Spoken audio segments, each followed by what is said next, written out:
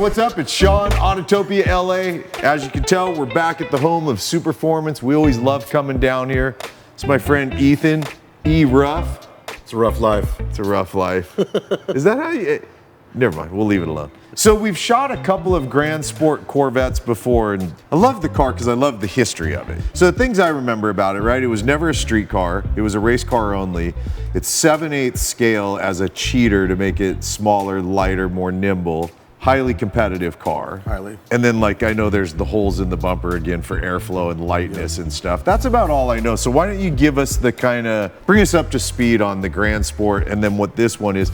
By the way, you guys, we're gonna have a second person step in, V, who does, he has a company called V's Performance, who does a lot of your motor Majority work, of our installs. all your installs are a good portion. Yeah. Now it makes me that much more curious about, well, what the hell is going on under this hood? It's something special under there. But let's go through the car. A little bit about the history. When Duntov started building these for GM, you know, they built 5. They were supposed to build 125, but GM ixnayed the project. Is that all there was 5 original ones built? Yeah. Duntov was calling it the lightweight, and then GM came up with Grand Sport.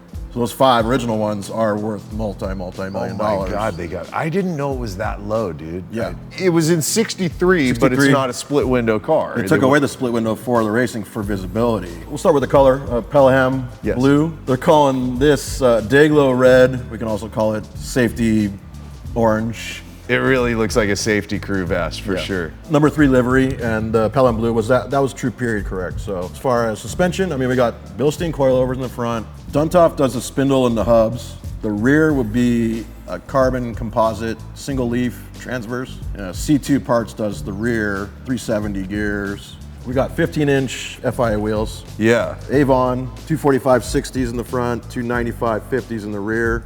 Polished stainless side pipes. The touring blue interior. The venting and stuff like this was how the original was? That's how they were originally. Yeah. You know. Like this body's a full replica of what the original is, It's straight off correct? of the GM tooling, back from the original GM tooling that we have.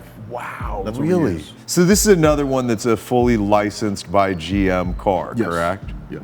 Yeah, the mods they did back then, it's wild, dude. The flaring, the really bitchin' cutout right there. Yeah, and it looks like it rides a little high, but that's necessary, and that's how they were. Yeah, I mean, look, honest truth is I would love to see the front squatted more, the rear, it'd be bitching to get it all stanced right and stuff, but now you're not replicating the original car. You can drop them down, but you don't want to do it too much because you will have clearance issues. I mean, you can obviously modify it to make room for clearance, but then again, you're changing it. Yeah. Is the chassis for this, again, exactly as it was? Tube chassis, just how it was. They call it a Mongoose, right? Is that what the nickname for these? Mongoose? Yeah, the Shelby killer. It was the Cobra killer. Yeah. Right? Yeah, because the Mongoose kills the Cobras, yep. Yeah. Animal Planet just popped in my head. Them the ones that eat snakes, son. Is them mongooses? Doug did mention before when the frame goes through the floor, that's why that hump is there. Makes it real nice to heel and toe, you know what I'm saying?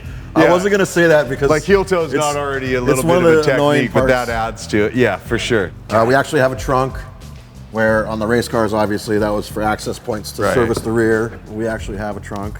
Right. No golf clubs are gonna fit in there for any person that wants to do that in this car. But and then that's trans cooler, is it? No, diff cooler. Diff cooler, that's rear right. diff cooler. You'll really never need that unless you're tracking really hard. That takes so much to heat that diff up to the point where you need to use that. Yeah. I mean, we can hook it up, but a majority of the street cars, it's left unhooked. And then, are these venting to the brake? Brake vents. Yeah. It wouldn't have been disc all around back then, or was it? It would have been disc. Original car was on disc. Yeah. It was, okay. V's got a lot to say. Maybe we should get a mic on him and bring him in. He does a lot of these builds, and he knows a lot. Not even Ashton knows, not even Justin knows. V knows so much more about these. Let's get you mic'd up. We're gonna bring V in to talk more about the car and definitely about the engine. 1 minute, 37 seconds later. Oh man, I feel really. Do I look fat? Like I feel kind of heavy, bro. Do I look kind of fat or? I'm sucking it in though.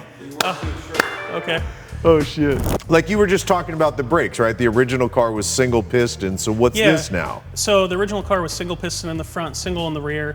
These have 6-piston Willwoods in the front, 4-piston in the rear. So it gives you a lot more stopping power. It's a vented rotor. It's also got a proper e-brake, and then it also has power brakes. It's got a lot of the modern stuff in it. It's got a DSC power steering rack, drives nice, turns nice. You can make a proper U-turn. You can go down the road, there's no shimmy, the wheel stays straight, all that jazz. Right.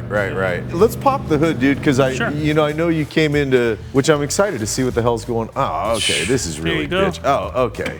Wow, that's bitchin'. So, I mean, obviously Lingenfelter, but why don't you tell me about this? I'll tell you about it. So it's an LS2 block. It's a 6.0 aluminum block. It's 408 cubic inch. It's got a really good crank in it. It's got a good set of rods, good set of pistons. It's not a Lingenfelter motor, but it does have the beautiful Lingenfelter valve covers. Got it, okay. So is this a build? You built this engine? Well, we have a local machine shop that does all our machining. They did the head porting and the valve job, the springs, retainers, all that jazz. Got it, okay. Line hone the block, machine the crank, do all that good stuff, and then we just assemble it in-house. And it's a Borla 8-stack, and we had some custom screens made. These are a little bit taller than average. But that's probably to make room for the screen to be able to fit in as well, right? Yeah, to make room for the screen to be able to fit in as well. Which makes sense. If you're going to drive this car, you don't want those open. No. I mean, if you're really going to drive it and you're going to go to the track, you want proper filters. Yeah, for sure. This is more like show car filter. It also has a really nice DSC, Detroit Speed rack in it. Yeah. It's just a good rack overall. I'm a fan of their stuff. I am too. It's got a little custom catch can we did. Here's your power steering setup. We run electronic power steering, so it's a pump that's mounted in the front that's tucked away and hidden. Single fan on the radiator, huge radiator. Huge so radiator. Cools down. Yeah, totally. What does this engine make power-wise? A little bit under 500 at the rear wheels. And these cars weigh? Oh, I think this car's got to be under 3,000 pounds. Yeah, 28-ish, something like that. 29, yeah. With all the weight, So 500 at the tire, this thing's scooting. Oh, it's not slow. Yeah. No. You can get in trouble real quick. No. And then we try to do stuff kind of period correct. I mean, obviously they didn't have EFI in the 60s. Sure. You want the reliability, you want it to fire up nice every time. Sure. That's a Moroso style tank, the water tank itself that we made.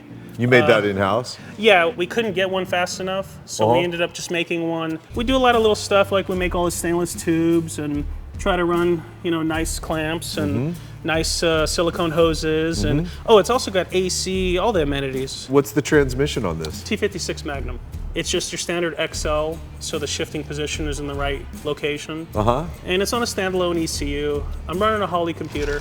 Okay. Yeah, it's got an HP in it. It's not a massive motor. It's just your nice aluminum block LS that's going to be reliable, that's not overly stroked, so you're not pulling the piston past the skirt. Yeah, but I mean, a fully built LS2, you're making 500 at the tire, you're good. Oh yeah. You're good. Yeah, it makes a little bit under that. If I remember correctly, it was like 490 and some change. Right. But everybody's used to these days like 1,000 horsepower. If the car's set up well and tuned right, a 400 horsepower car is fast. I agree. I totally agree. Like I've seen 1,000 horsepower cars that are light switch, on and off. Yeah. But there's no drivability. Yeah. Always try to strive for like somebody get in the car, drive it, have fun. It doesn't get hot, doesn't do anything weird, stuff like that. Yeah. Well, and let's be honest. I mean, this car is built to be a street car. This is not. I mean, if the guy goes and does a track day here and there, sure, I get it. But you're not going to compete. So it's let's make it a bitchin' street car. I mean, 500 at the tire, car weighs under 3,000 pounds. You get to row gears. That's gonna be a fun car to drive. That's a Honda Civic with a V8. I mean, seriously.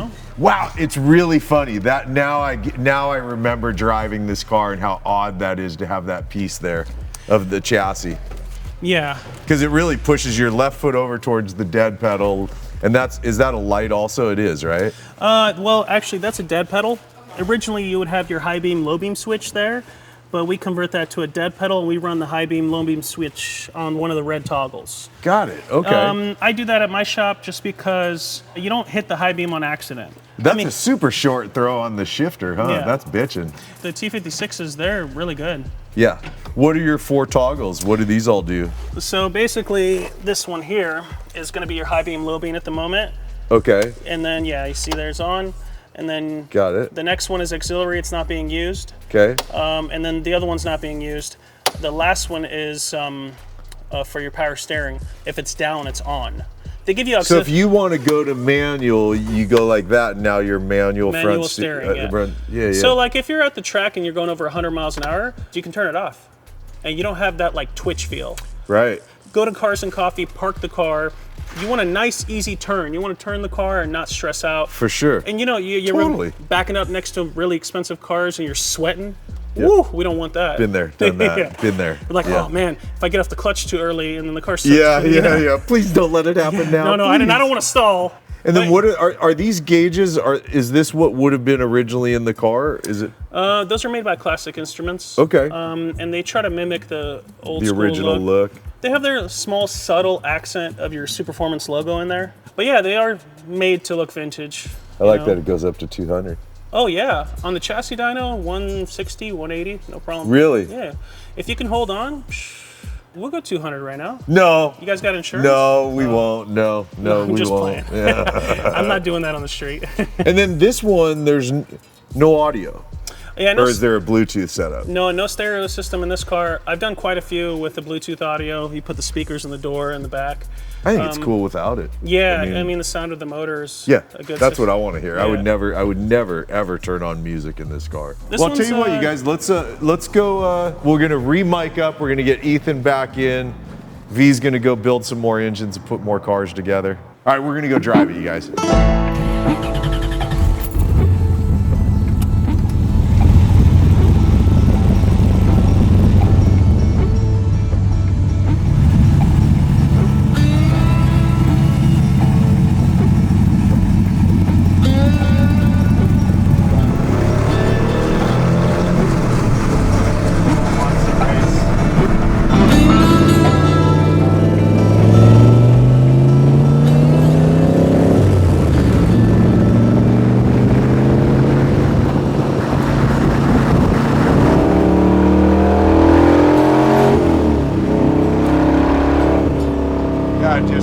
For days. I was nervous with the LT4 Lingenfelder. I know I can't remember what the power, 750 or something. 750. A lot of power in a 2,900 pound car. This one just feels like the right power for the car. And God, I love this short throw transmission. Now you were saying off camera, there was some things we wanted to hone in on. One being, we didn't talk about it, but the lights on the passenger side door. So that's basically for when you're racing and they're going along the tower and it's nighttime, you can see the number. Which is, I gotta say, like, I love the historic element of it. It's freaking ugly on the damn car. I'd rip those things off in a second. I said that the first time I saw it too, but then I realized it's just how it was on number 4. No, I get it. And this is painted identical to car number 4, right? Yeah. Yes. But this thing, man, I mean, look, it just sits straight. We're not on a perfect road.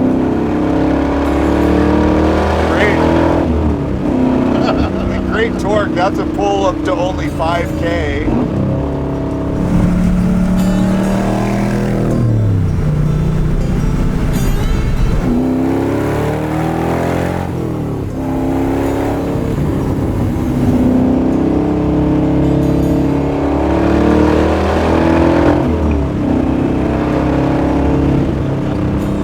Wow, I mean, that's a quick little blip, and we were knocking on the door of triple digits. Yeah, this thing will really scoot. Woo! Ah, I hate this car. I'm falling in love. See, no bump steer at all, dude. We just hit pretty good bumps. Didn't even feel it. Nice and solid.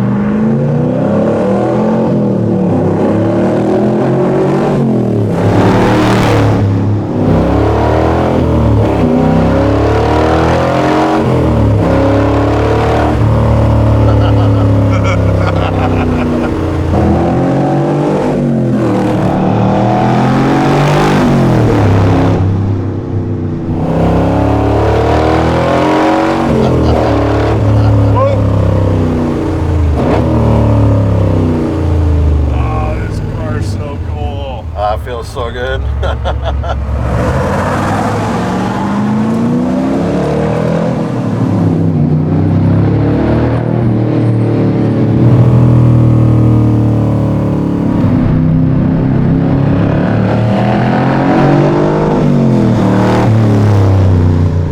Yeah, you run out of road really fast with this car, man. Where we're going, we don't need roads. Where we're going, we don't need roads.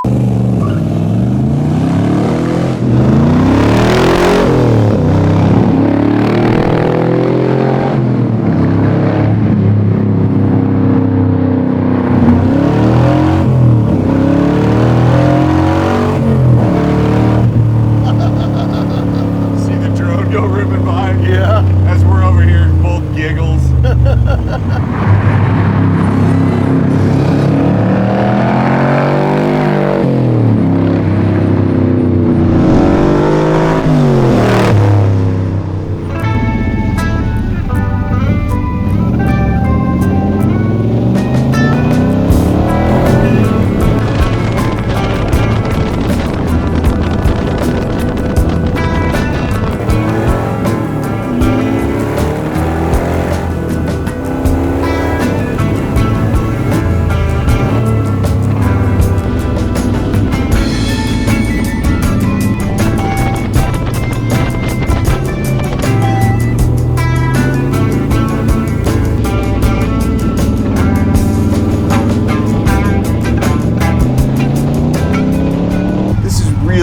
Really a wonderful car. I'm such a massive fan of what Superformance does, the passion and the final execution of their cars. This is my favorite of the Grand Sports that I've driven. Perfect balance, power to weight is wonderful on it. It steers great, it brakes great, it sounds great. It just kind of makes me want to drive more. So I'm gonna say thanks for watching, and I'll see you guys in the next episode. Later, man.